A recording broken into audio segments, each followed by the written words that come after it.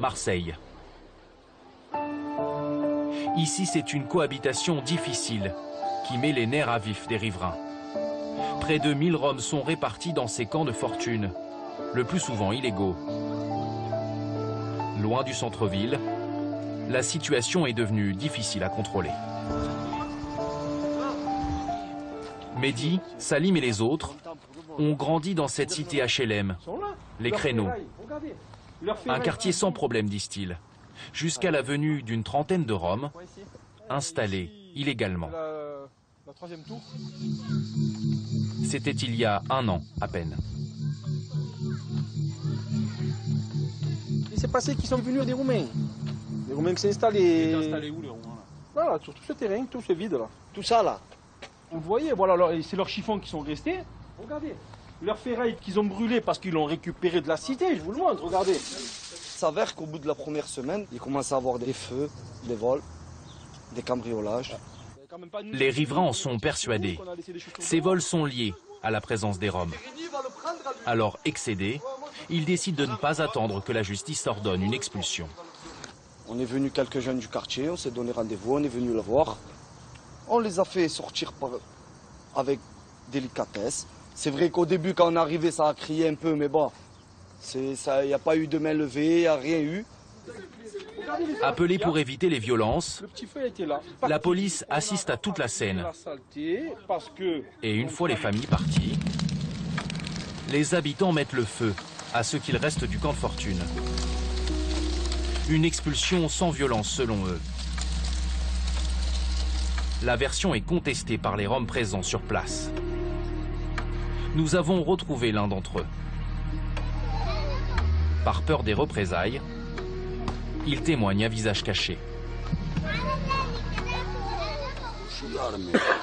Ils sont venus avec des armes, avec des pistolets. Ils avaient tout dans un grand sac. Ils étaient menaçants. On ne comprenait pas ce qu'ils nous disaient, mais ils nous poussaient, nous et même nos enfants. La présence d'armes à feu ne nous a pas été confirmée par les services de police. Il n'empêche que cette expulsion réalisée par des habitants est une première en France.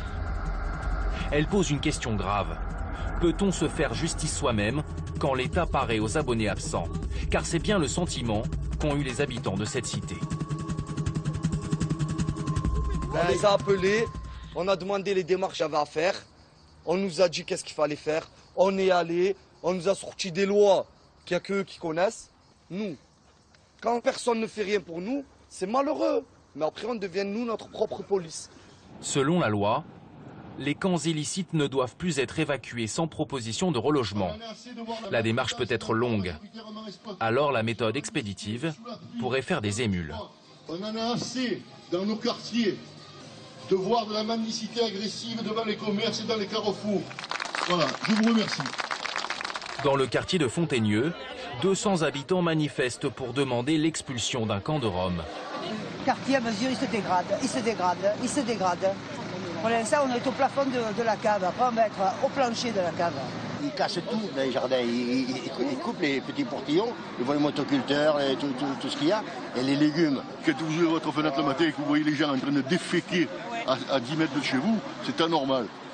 Ironie de l'histoire, la plupart des Roms que ces manifestants veulent voir partir sont ceux qui ont été chassés 1 an plus tôt au Créneau. La préfecture a pourtant autorisé les familles à rester sur place. Mais la décision ne passe pas. Et côté manifestants, on chante une vieille rengaine. S'il n'y a rien qui change, il risque à un moment donné de se passer les mêmes choses qui se seront passées au Créneau, c'est-à-dire qu'à un moment donné, les personnes excédées risquent de se faire justice eux-mêmes.